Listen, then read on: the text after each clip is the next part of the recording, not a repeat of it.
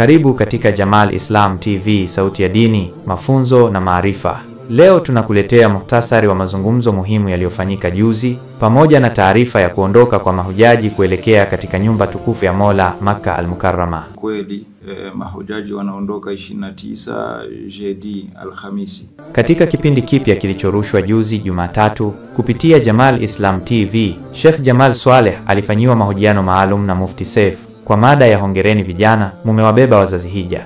Sheikh Jamal Swaleh alielezea kwa hisia namna vijana wa Kiislamu wanavyotoa msaada mkubwa kuwapeleka wazazi wao hija, jambo lenye ujira mkubwa na lenye baraka tele. Kwa hiyo wako vijana ambao ni kama wamechungulia huko, wameona huko fafihima fajahid. Manake kujikuta katika umri wa utu uzima, mzee mashallah, mama baba umempandisha hewani, amekwenda kutua kwenye miji ile, amekwenda kuishuhudia Kaaba, amekwenda kufanya ibada zake, na sababu wa kwanza Allah Subhanahu wa Ta'ala, kisha kupitia wewe.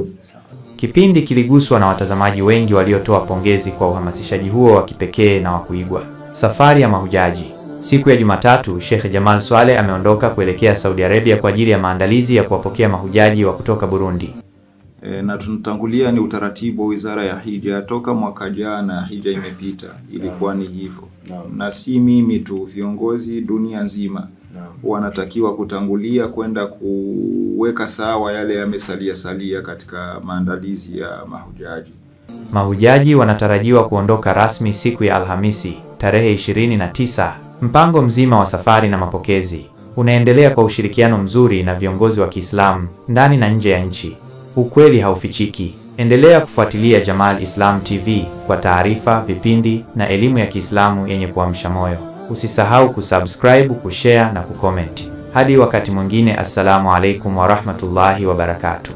Allahumma labbaik, labbaik la sharika lak labbaik, innal hamda wan ni'mata laka wal mulk la sharika lak. Jamal Islam TV Lobora.